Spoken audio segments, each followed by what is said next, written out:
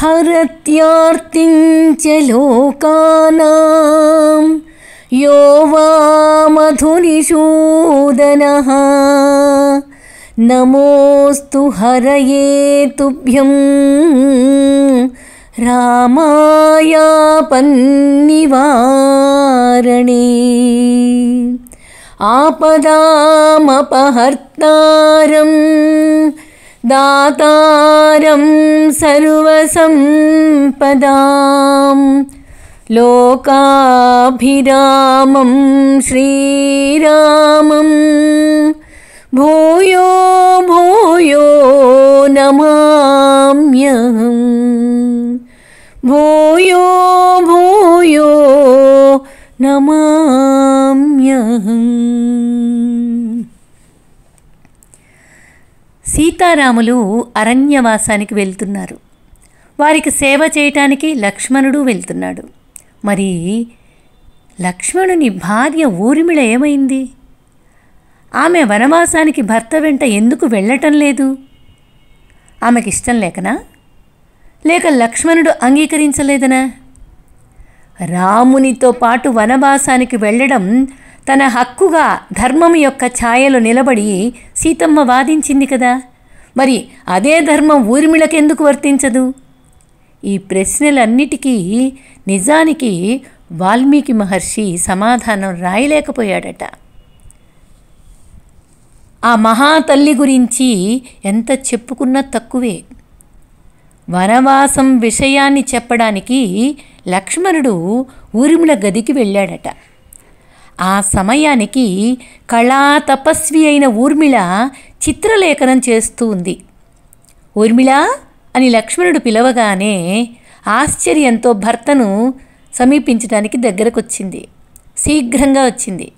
ఆ పక్కనే ఉన్న ఆ రంగులు చిత్రం వేస్తుంది కదా, రంగులన్నీ ఒలికి ఆ చిత్రం వేసే చిత్రంపై పడ్డాయి. చిత్రం పాడైపోయింది. ఊర్మిళ గాబరా పడిపోయింది. ఏం జరిగింది అన్నాడు లక్ష్మణుడు. రంగులొలికి తను చేస్తున్నటువంటి చిత్రం పాడైపోయింది అని చెబుతుంది ఊర్మిళ.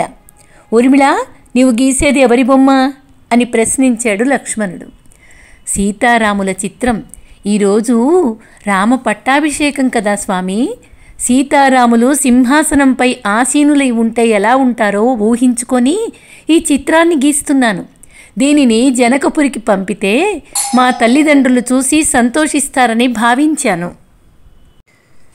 ఊర్మిళ, నిజమైన పట్టాభిషేక చిత్రం కైకేయి వల్ల ఇదివరకే పాడైంది. ఇప్పుడు నీవు గీసే ఈ అనిత్య రంగుల చిత్రం నా వల్ల పాడైంది. విచారించకు, ఆట బొమ్మలు పాడుగాకుండా పోతాయా? ఊర్మిళ, సీతారాములు వనాలకు వెళ్తున్నారు. వారికి సేవ చేసేందుకు నేను వెళ్తున్నాను. 14 సంవత్సరాల తరువాతే నీకు మళ్ళీ కనిపించడం అన్నాడు లక్ష్మణుడు.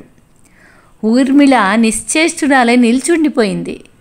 నేత్రాలు మేఘరూపం ధరించి వర్షిస్తున్నాయి. తన వెంట అడవికి రమ్మని లక్ష్మణుడు పిలవనూ లేదు, వస్తానని ఊర్మిళ అననూ లేదు. సేవ చేయడానికి వెళ్తున్నట్లు లక్ష్మణుని నోటి నుండి వెలువడిన వాక్యము ఆమె గొంతుకి అడ్డం పడి మాటలను బహిర్గతం కానీకుండా ఆపేసింది. ప్రభు, నేను అయోధ్యలోనే ఉంటాను. సీతారాములను శ్రద్ధాభక్తులతో సేవించండి. కానీ నాదొక మనవి. ఈ 14 సంవత్సరాలలో ఏ క్షణంలో కూడా నేను మీకు జ్ఞాపకం రాకూడదు. మీరు సీతారాముల సేవ అనే తపస్సులో ఉంటారు. పతి తపస్సుకి సతి ఆటంకం కాకూడదు. నా వల్ల మీకు వ్రతభంగం కాకూడదు. కనుక క్షణం కూడా మీ మనస్సులోకి నన్ను రానివ్వకండి.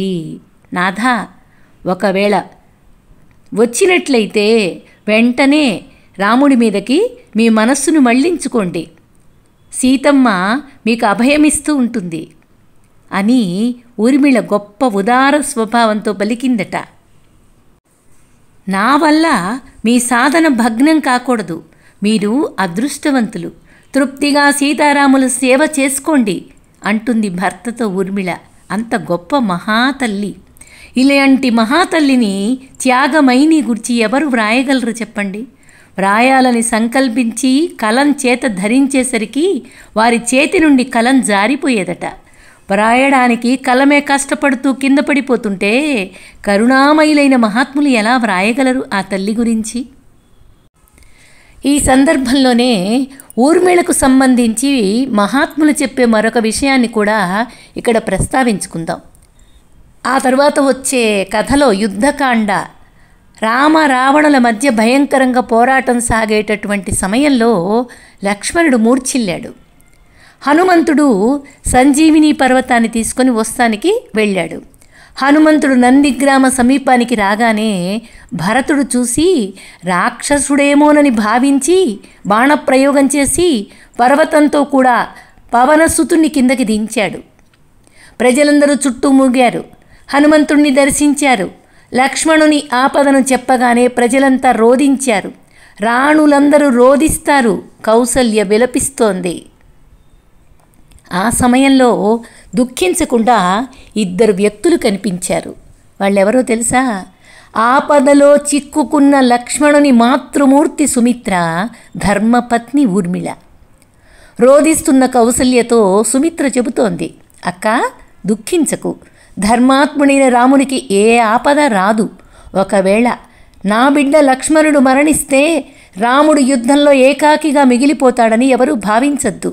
అలా జరిగితే వెంటనే నా రెండవ బిడ్డ శత్రుఘ్నుణ్ణి రాముడి సేవకి పంపిస్తాను అని సుమిత్ర చెప్పగానే మాటలను కదిలించలేని కౌసల్య చేతుల్ని కదిలించి సుమిత్రను గాఢంగా హృదయానికి హత్తుకుందట. ఎవరు చెప్పగలరు ఈ మాటలు సుమిత్ర తప్ప? సుమిత్ర యొక్క త్యాగపూరిత వచనాలు విన్నాడు హనుమంతుడు. కన్నీళ్లు కారుస్తూ నిశ్చేష్టతై నిలబడి ఉన్నాడు. భరతుడు హనుమంతుని తీసుకొని ఊర్మిళ మందిరానికి వెళ్ళి ఊర్మిళను హనుమంతునికి పరిచయం చేశాడట. హనుమంతుడు ఊర్మిళకు నమస్కరిస్తాడు. తిరిగి వెళ్ళేటప్పుడు భరతుని అనుమతితో హనుమంతుడు ఊర్మిళను ఒక విషయమై ప్రశ్నించాడట. తల్లి, యుద్ధభూమిలో లక్ష్మణుడు మూర్ఛపడి ఉన్నాడు. నేను ఈ సంజీవిని పర్వతాన్ని సూర్యోదయంలోగా అక్కడికి చేర్చాలి. అలా కాకపోతే లక్ష్మణుడు జీవించే అవకాశమే లేదు. నీ మాంగల్యం ప్రమాదంలో చిక్కుకొని ఉంది. ఇది తెలిసి అందరూ ఇక్కడ విలపిస్తూ ఉన్నారు. కానీ లక్ష్మణుని ధర్మపత్నివైన నీవు మాత్రం ఏ శోకము లేకుండా కనిపిస్తున్నావే, నాకు ఆశ్చర్యం కలుగుతూ ఉంది తల్లి అని అన్నాడు హనుమంతుడు. ఊర్మిళ సమాధానం ఎలా ఉంటుందా అని అక్కడున్న వాళ్ళంతా శ్వాస పీల్చుకోకుండా ఆశ్చర్యంగా చెవులు అప్పగించి చూస్తున్నారు. ఊర్మిళ చెబుతోంది, హనుమా, విలపించవలసిన విషయం ఇక్కడేముంది? నా భర్తను గురించి నాకు తెలుసు. నా నాథుని శరీరంలో మాంసాణువులన్నీ మంత్రాణువులైపోయినాయి. ఆయనకు రాముడు తప్ప రెండవ వస్తువు తెలియదు. ఆయన రోమ రోమమునందు రామనామమే నిండిపోయి ఉంటుంది. హనుమా, అదలా ఉంచు. ఇంతకి లంకలో ఏమి జరుగుతూ ఉంది అని ప్రశ్నించిందట ఊర్మిళ. తల్లి, లక్ష్మణుడు కళ్ళు మూసుకొని మూర్ఛిల్లి ఉన్నాడు. రాముడు అతని పక్కనే కూర్చొని ఏడుస్తున్నాడు అంటాడు హనుమంతుడు. చూసావా హనుమా, అర్థమైందా? బాణాలు తగలడం వల్ల రాముడు ఏడుస్తున్నాడు. బాణాలు స్పృశించనందువల్ల నా భర్త హాయిగా నిద్రిస్తున్నాడు. రామ మంత్రం రోమ రోమంలో నిండి ఉంటే బాణాలు ఎలా స్పృశిస్తాయి నా భర్తను? రామునికి శరణాగతుడైన నా భర్తను రాక్షసల శరాలు ఏమీ చెయ్యలేవు, తాకలేవు అంటుంది ఊర్మిళ. ఆమె మాటలు విన్న హనుమంతుడు కన్నీళ్లను ఆపుకోలేకపోయాడు. ఆహా, ఏమి ఈ రఘుకులము యొక్క వైభవం! ఈనాడు ఈ పవిత్రాత్ములను చూచి నేను ధన్యుణ్ణయ్యాను. తల్లి, నాకు అనుజ్ఞ ఇవ్వు. తెల్లవారేసరికి నేను రామ లక్ష్మణులను సమీపించాలి, లేకపోతే ప్రమాదం ముంచుకొస్తుంది అంటాడు హనుమంతుడు. ఊర్మిళ హనుమంతుడితో చెబుతుంది, హనుమా, ఆవేదన చెందకు. దశరథుని కోడలు జనకుని కూతురు అయిన ఊర్మిళను చెబుతున్నాను. నీవు వెళ్ళి నా భర్త మూర్ఛ నుండి బహిర్గతమయ్యే వరకు సూర్యోదయం కాదు అంటుంది ఆ తల్లి. భీతి చెందకు, నీ కార్యక్రమం పూర్తి అయిన తరువాతనే సూర్యుడు ఉదయిస్తాడు. ఆ మాట చెప్పగానే హనుమంతుడు కన్నీళ్లతో ఆమెకు నమస్కరించి వెళ్ళాడట. చూశారా, ఉదాత్తమైన ఊర్మిళ చరిత్ర ఇలా శోభిస్తూ ఉంది. ఊర్మిళ తల్లికి మనమందరము వందనమాచరించి తీరాలి. అంటే గొప్ప మహా ఇల్లాలు ఆమె, మహాపతివ్రత. అలాగే తల్లి సుమిత్ర మిత్ర జీవనానికి అద్దం పట్టే పాత్ర సుమిత్ర పాత్ర. పవిత్ర భావ సంయమనానికి ప్రతిరూపమే ఈ సుమిత్ర.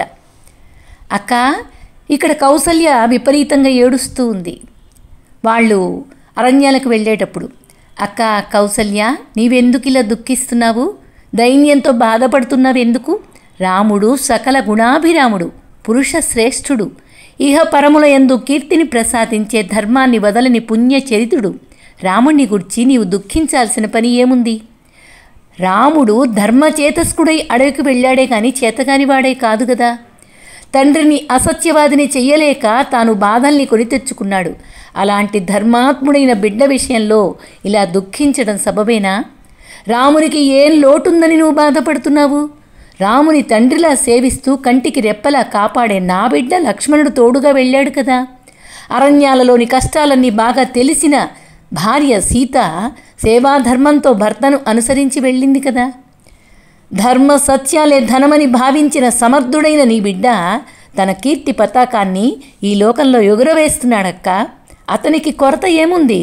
అతనికి అందని ఫలమేముంది అన్నది సుమిత్ర.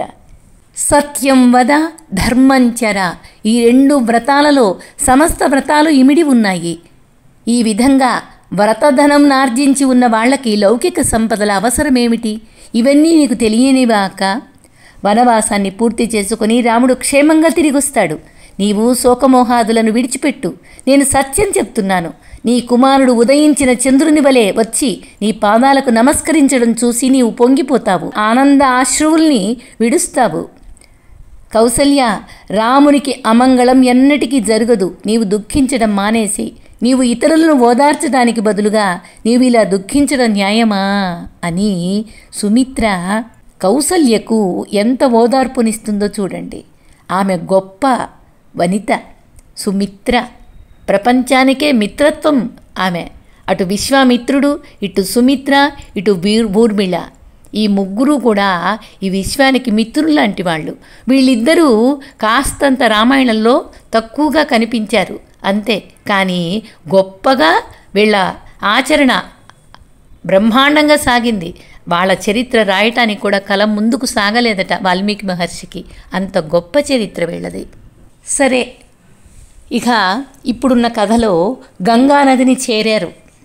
రథాన్ని వేగంగా ముందుకు పోనిచ్చి గంగానదిని చేరగానే రథమును తీరాన ఒక పెద్ద చెట్టు కింద నిలపమని రాముడు సుమంత్రుణ్ణి అడిగాడు. ఆ ప్రాంతానికి రాజుగా జన్మతః నిషాదుడు, రామునికి సన్నిహిత మిత్రుడు అయిన గుహుడనేవాడు ఉన్నాడు. రాముని రాక గురించి వినటంతోనే గుహుడు ఆనందోత్సాహాలతో తన మంత్రులు బంధువులతో పాటు ఆయనను కలుసుకోవడానికి వచ్చారు.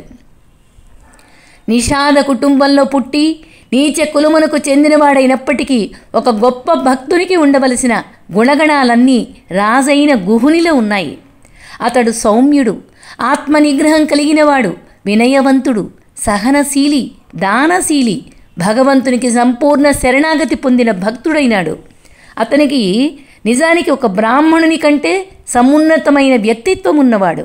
మనిషి యొక్క కులాన్ని అతని పుట్టుకయే నిర్ధారిస్తుందనుకోవడం చాలా పెద్ద పొరపాటు. వేదముల నిర్ణయం అలా లేదు. గుణములను బట్టే కులం నిర్ధారించబడుతూ ఉంది. గుహుడు రావడాన్ని గమనించిన రామలక్ష్మణులు అతడిని పలకరించడం కోసం ముందుకొచ్చారు. నిషాదరాజు రాముడిని ఎంతో ఆప్యాయంగా ఆలింగనం చేసుకున్నాడు. వాళ్ళిద్దరూ ఆటవిక దుస్తులలో ఉండడం గమనించి వ్యధ చెందిన గుహుడు, ప్రియమైన రామా, నా రాజ్యం నాది మాత్రమే కాదయ్యా, నీది కూడా. అందువల్ల నీవు అయోధ్యలో ఉన్నట్లుగానే దయచేసి ఇక్కడ అన్నిటినీ ఉపయోగించుకో. నీవు నా అతిథిగా ఉండటం నాకెంతో గౌరవం అన్నాడు. రాముడిని రాజోచితంగా సత్కరించడానికై గుహుడు మృష్టాన్న భోజనము, మెత్తని పరుపులు, పూజా ద్రవ్యాలు తీసుకొచ్చాడు. ఇదంతా చూసి రాముడు సంతోషంతో గుహుడిని ఆలింగనం చేసుకొని ఇలా అన్నాడు: నీవు నాకు సమర్పించిన వాటినన్నిటినీ హృదయంలోనే స్వీకరిస్తున్నాను. అయితే కుశగ్రాసం, నార, జింక చర్మం మాత్రమే ధరిస్తానని, ఫలములు దుంపలు మాత్రమే తింటానని నేను ప్రతిజ్ఞ స్వీకరించినందువలన ఈ కానుకలను నేను ఉపయోగించుకోలేను. అందువల్ల ఈ భోజనం తప్ప నీవు తెచ్చిన వాటన్నిటినీ తీసుకువెళ్ళు. ఈ భోజనమును నా అశ్వాలకు తినిపిస్తాను. ఎందుకంటే దశరథ మహారాజు యొక్క విశేష ప్రేమను ఈ అశ్వాలు చూరగొన్నవి. అందుకు వాటికి భోజనం పెడతాను. అశ్వాలకు పెట్టేశాడు. గుహుడు తీసుకెళ్ళి ఆ మృష్టాన్న భోజనాన్ని అశ్వాలకు పెట్టాడు. గంగ మీద ఉన్న గౌరవం దృష్ట్యా రాముడు ఆ రోజు ఉపవసిస్తున్నందున కొంచెం నీటిని మాత్రమే స్వీకరించాడు. ఆ రాత్రి లక్ష్మణుడు గుహుడు తమను సంరక్షిస్తూ ఉండగా సీతారాములు ఒక చెట్టు కింద నిద్రించారు. లక్ష్మణుడిని కూడా విశ్రాంతి తీసుకోమని గుహుడు ప్రార్థించాడు. రాముడు సీత నిద్రిస్తూ ఉండగా తాను విశ్రమించేది లేదని ఖచ్చితంగా చెప్పాడు లక్ష్మణుడు. మరునాటి ఉదయం రాముడు గంగను దాటాలని నిశ్చయించాడు. ఆయన నిర్ణయాన్ని విన్న గుహుడు వారిని దాటించడం కోసం ఒక అందమైన నావను తెప్పించాడు. పరిచారకులని ఆజ్ఞాపించి పిలిపించాడు. నావ రాగానే రాముడు సుమంత్రుడితో, ఇక నీవు అయోధ్యకు తిరిగి వెళ్ళి దశరథ మహారాజును సేవించి ఇతరులను ఓదార్చే స్థితిలో ఉండడానికి వీలుగా నీవు ప్రశాంత చిత్తుడివై ఉండడానికి ప్రయత్నించు సుమంత్ర. ఇప్పటిదాకా నీవు నాకెంతో సహాయంగా ఉన్నావు. అయితే ఇక మీదట మేము కాలినడకన ముందుకు పోతాం అని చెప్పాడు. వాళ్లతో అరణ్యాలకు రావడానికి తనకు అనుమతినివ్వమని సుమంత్రుడు ప్రాధేయపడుతూ నిలబడ్డాడు. రాముడు మాత్రం, దయచేసి వెళ్ళి దీనావస్థలో ఉన్న నా తండ్రి సంగతి చూడు. 14 సంవత్సరాలు కాగానే మేము తప్పక తిరిగి వస్తాము కనుక ఏమీ విచారం పెట్టుకోవద్దు. నేను కుశలంగా ఉన్నానని నా తల్లిదండ్రులకు నచ్చజెప్పి భరతుడిని ఆలస్యం లేకుండా పట్టాభిషేకం చెయ్యమని రాజుగారిని అర్థించు. తన తల్లులందరినీ సమానంగా ఆదరించమని దయచేసి భరతుడిని నా తరపున ప్రార్థించు అని వెళ్ళమని పట్టుబట్టాడు రాముడు. రాముడిని వదిలి వెళ్ళటమనే ఆలోచనే భరించలేకపోతున్నాడు సుమంత్రుడు. ఇలా వాదించాడు కూడా. ఈ రథంలో నేనొక్కడినే అయోధ్యకు తిరిగి వెళ్ళినట్లయితే ప్రజల అసంతుష్టి కొన్ని 100 రెట్లు పెరుగుతుంది రామా. నన్ను నీ వెంట రానివ్వు. నిన్ను వదిలేసి వెళితే నా జీవితం దుర్భరమవుతుంది. రాముడు అంటున్నాడు, నేను అడవులలో ప్రవేశించానని కైకేయికి నమ్మకం కలిగించడం కోసం నిన్ను అయోధ్యకి తిప్పి పంపిస్తున్నాను సుమంత్ర. ఈ రథంలో నీవు తిరిగి వెళ్ళకపోతే నేను ఏ క్షణాన్నైనా మళ్ళీ తిరిగి వస్తానేమో అనే భయం ఆమె మనసులో కాస్తంత ఉండిపోతుంది. ఆ భయాన్ని తుంచేసేయ్, నువ్వు వెళ్ళు అని చెప్తున్నాడు.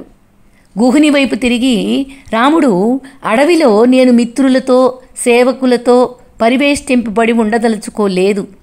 ఏదైనా జనసంచారం లేని ప్రదేశానికి వెళ్ళి ఒక ఋషిలా జీవిస్తాను. అందువల్ల దయచేసి నా కోసం వటవృక్షం నుండి తీసిన పాల వంటి రసాన్ని తెస్తే దానితో నా శిరోజాలను జడలు కట్టేలా చేసుకుంటాను అన్నాడు. గుహుడు ఆ రసాన్ని తీసుకొచ్చాడు. రామ లక్ష్మణులు దానిని జుట్టుకు పట్టించి జడలు కట్టించి అరణ్యవాసం చేసే ఋషుల వలె కనిపించారు. అంతట గుహుడికి వీడ్కోలు పలుకుతూ సీతారామ లక్ష్మణులు నావ ఎక్కి బయలుదేరారు. నావ ప్రవాహ మధ్యలోకి రాగానే సీత తాము క్షేమంగా అయోధ్యకు తిరిగి వెళ్ళాలని కోరుతూ గంగామాతను ప్రార్థించింది. అంతటా నది ఆవలి తీరంలో ముగ్గురు దిగిన మీదట తమ ప్రయాణం కొనసాగించారు. లక్ష్మణుడిని సీతకు ముందు నడుస్తూ ఆమెను జాగ్రత్తగా రక్షించమని రాముడు సూచించాడు. అలాగే లక్ష్మణుడు ముందు నడవగా సీత మధ్యలో ఉండడం, వెనుక రాముడు అనుసరించడం జరిగింది. చీకటి పడగా వాళ్ళొక పెద్ద చెట్టు కింద ఆశ్రయం తీసుకున్నారు. సీతను రక్షించడం కోసం రామ లక్ష్మణులు ఇద్దరూ ఆ రాత్రంతా మేలుకునే ఉన్నారు. ఆ రాత్రి వాళ్ళు సంభాషించుకుంటూ ఉండగా తమ తల్లులను కైకేయి వేధింపుల బారి నుండి కాపాడటం కోసం అయోధ్యకు తిరిగి వెళ్ళవలసిందని రాముడు లక్ష్మణుడిని గట్టిగా కోరుకున్నాడు. నిజానికి దీనావస్థలో ఉన్న తల్లి గురించి ఆలోచించేటప్పుడు రాముడు భావోద్వేగానికి లోనైనాడు. ఆయన చెక్కిళ్లపై కన్నీళ్లు జాలువారుతూ ఉన్నాయి. ఆయనను అనునయిస్తూనే లక్ష్మణుడు ఆయన లేకుండా నేను జీవించలేననే విషయంలో ఆయనకు నమ్మకం కలిగించాడు. తరువాత లక్ష్మణుడు తనతోనే ఉండటానికి రాముడు కూడా అనుమతించాడు. మరుసటి రోజు ఉదయం రాముడు, సీత, లక్ష్మణుడు తిరిగి బయలుదేరారు. కొంత దూరం నడిచిన తర్వాత వాళ్ళు గంగా యమునా నదుల సంగమం చేరుకున్నారు. అక్కడ నివసించే భరద్వాజ మహర్షిని కలుసుకున్నారు. రాముడు ఆయన ఆశ్రమానికి సమీపించి ప్రవేశానికి అనుమతి ఇవ్వమని బయట నిరీక్షించాడు. కొద్దిసేపట్లో ఆ ఋషి యొక్క శిష్యుడొకడు బయటకు వచ్చి రాముడికి స్వాగతం పలికి ఆయనను లోపలికి తీసుకువెళ్ళాడు. భరద్వాజుడు చాలామంది శిష్యుల చేత పరివేష్టితుడై ధ్యానంలో కూర్చొని ఉండడాన్ని రాముడు చూశాడు. రాముడు తనను పరిచయం చేసుకుని తాను అడవులకు రావడం వెనుకనున్న సంఘటనలన్నీ వివరించాడు. ఆ తర్వాత భరద్వాజుడు సీతారామ లక్ష్మణులకు కమ్మని విందు ఇచ్చి వాళ్లకు పళ్ళు దుంపలతో తయారు చేసిన పలు రకాల భక్ష్యాలను వడ్డించాడు. ఆ పైన ఆ ఋషి వాళ్ళకి సుఖవంతమైన వసతి సౌకర్యాలను ఏర్పాటు చేసి, ఓ రామా, నీ ప్రవాసం గురించి విన్నప్పటి నుండి నీవు వస్తావని ఎదురు చూస్తూనే ఉన్నానయ్యా.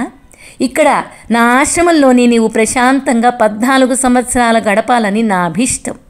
నా శిష్యులందరూ నీ ఆధీనంలో ఉండగా నీకే విధమైన అసౌకర్యం కలగదు అని చెప్తున్నాడు. అందుకు రాముడు చిరునవ్వుతోటి, ఓ ఋషి పుంగవా, మీరెంతో దయతో ఈ మాటలు అన్నారు. కానీ నేను ఇక్కడ నివసిస్తే మీ ఆశ్రయం అయోధ్యకు బాగా దగ్గరలో ఉన్నందున నన్ను చూడటానికి చాలామంది ప్రజలు ఇక్కడికి వస్తారని భయపడుతున్నాను.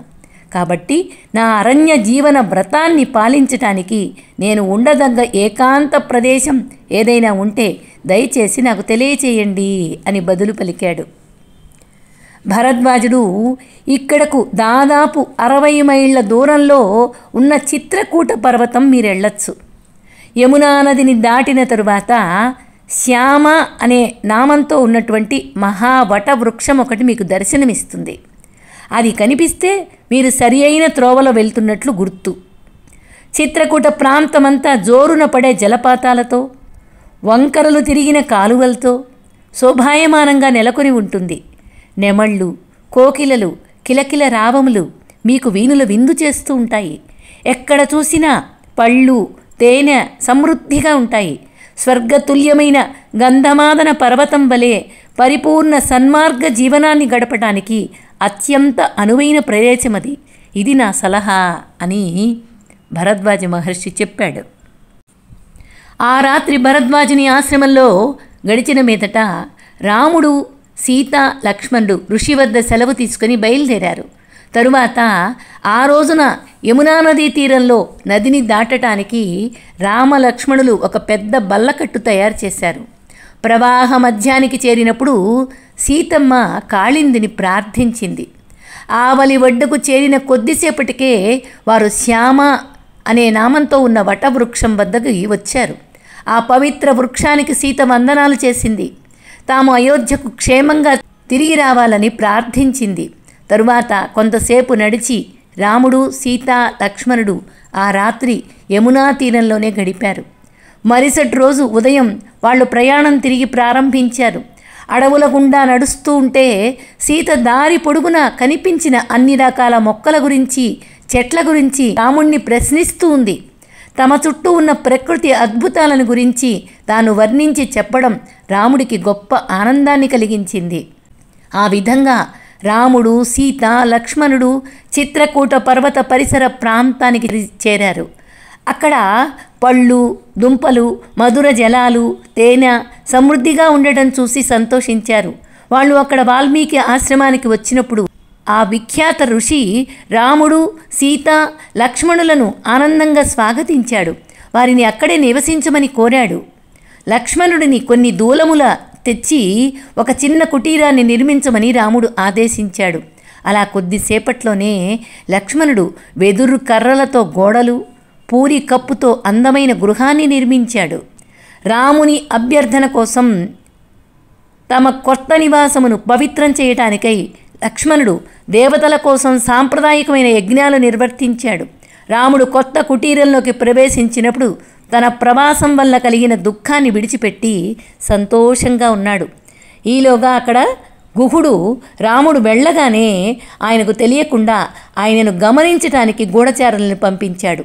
వాళ్ళు రాముడు చిత్రకూటాన్ని చేరుకున్నాడన్న వార్త పంపినప్పుడు సుమంత్రుడు తన రథం ఎక్కి అయోధ్యకు తిరిగి వెళ్ళడానికి బాధాకరమైన ప్రయాణం ప్రారంభించాడు. 2 రోజుల తర్వాత సాయంకాలానికి సుమంత్రుడు అయోధ్యకు చేరుకున్నాడు. నగరం దాదాపు నిర్మానుష్యంగా ఉండటాన్ని గమనించాడు. రాముని విరహంతో ప్రతి ఒక్కళ్ళు దుఃఖమగ్నులై ఉన్నారు. అంతటా సుమంత్రుడు తిరిగి వచ్చాడన్న వార్త వ్యాపించడంతో వేలాది మంది పురజనులు వీధుల్లోకి వచ్చి అతని చుట్టూ గుమిగూడారు. తమకు ప్రియతముడైన రాకుమారుడిని గురించి ఎంతో కొంత సమాచారం తెలుస్తుందన్న ఆశతో సుమంత్రుడి మాటల కోసం వారు కుతూహలంతో నిరీక్షించారు. ఆతృతతో కూడిన వారి ప్రశ్నలకు సమాధానంగా సుమంత్రుడు, అరవిందాక్షుడైన రాముడు గంగా తీరాన్ని చేరిన మీదట నన్ను తిప్పి పంపించేశాడు. అక్కడి నుండి నన్ను వెంట రావటానికి అనుమతించలేదు. ఇప్పుడు రాముడు, సీత, లక్ష్మణులతో గూడి అడవుల గుండా కాలినడకన ప్రయాణం చేస్తున్నాడు అని వివరించాడు. ప్రభువు తిరిగి రావడం లేదని గ్రహించిన ఆ అయోధ్య ప్రజలు మూర్ఛిపోయారు. తక్కిన వాళ్ళు విలపించారు. రాముడిని చూడలేనందున మనం నిర్భాగ్యులము అన్నారు. అయ్యో, ఆయనను మనం పోగొట్టుకున్నాం. కానీ ఆయన మన వంక ఎంత వాత్సల్యంగా చూసేవాడు, ఎంత ప్రేమగా మాట్లాడుతూ ఉండేవాడో. మనం ఎన్నటికీ మరువలేము ఆయన్ని. ఆయనను మళ్ళీ ఎప్పటికీ చూస్తాము కదా. తండ్రి తన బిడ్డలను కనిపెట్టి ఉన్నట్లుగా రాముడు ఎలా తమ బాగోగులు చూస్తూ ఉండేవాడో గుర్తుకు తెచ్చుకుంటూ ప్రజలందరూ శోకగ్రస్తులై ఉన్నారు. అస్వస్థుడై ఉన్న దశరథుడిని చూసి ఆయనకి ప్రభువు సందేశాలను వినిపించటానికి సుమంత్రుడు రాజప్రాసాదంలోకి ప్రవేశించాడు. సుమంత్రుడు రాముడిని గురించి చెప్పడం విని విరహభావాలు ఉప్పొంగగా మహారాజు తక్షణమే మూర్ఛ పొందుతున్నాడు.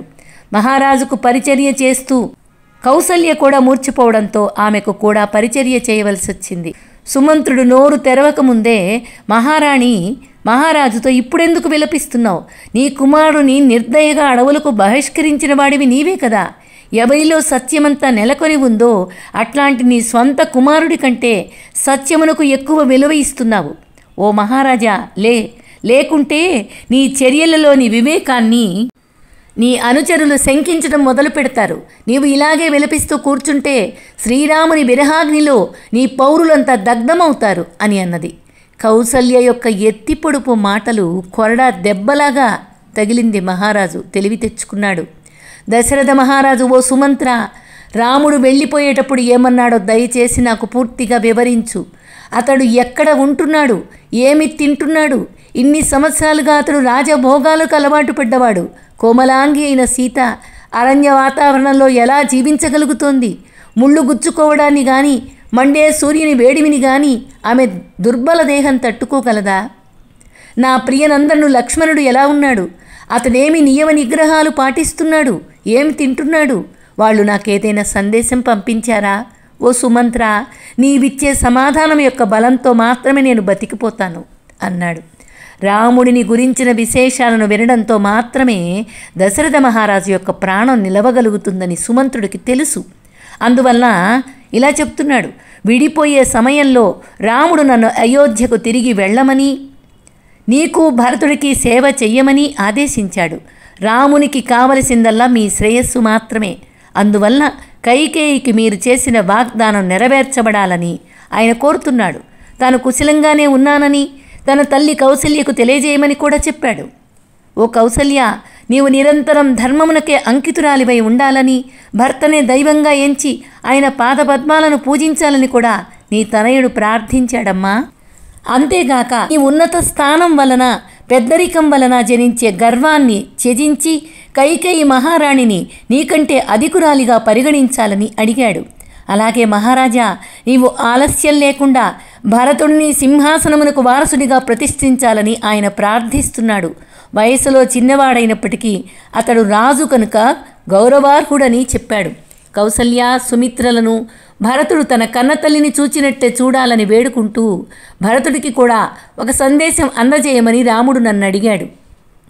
అంతేగాక ఓ చక్రవర్తి, దీనురాలైన సీతాదేవిని పట్టించుకోకుండా నిట్టూరుస్తూ ఊరికే నిశ్చలంగా నిలిచి ఉంటున్నదని నేను నీకు చెప్పవలసి ఉంది.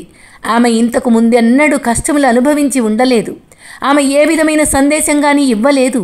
అయితే నేను సెలవు తీసుకుని వెళ్ళిపోతుండగా ఆమె రాజరథం వంక చూసి అకస్మాత్తుగా కన్నీళ్లు పెట్టుకుంది. నేను ప్రణామాలు చేసి వారిని విడిచి బయలుదేరాను. కానీ నా అశ్వాలు కూడా అశ్రుపూరితమైన నేత్రాలతో అంధత్వాన్ని పొందినందుకు తిరిగి గానక తికమకపడ్డాయి. దారి కానలేదు. వాటికి కూడా దుఃఖంతో ఉన్నారు. ఓ చక్రవర్తి, నేను అయోధ్యకు తిరిగి వచ్చి చూడగా కోసల రాజ్యంలోని చరాచర జీవజాలమంతా రాముని విరహం కారణంగా దీనావస్థలో ఉండటాన్ని గమనించాను. రాముని గనక తీవ్ర విరహంతో వివశమైన వృక్షాలు, పుష్పాలు, ఫలాలు సైతం దుఃఖంతో వాడిపోయి ఉన్నాయి.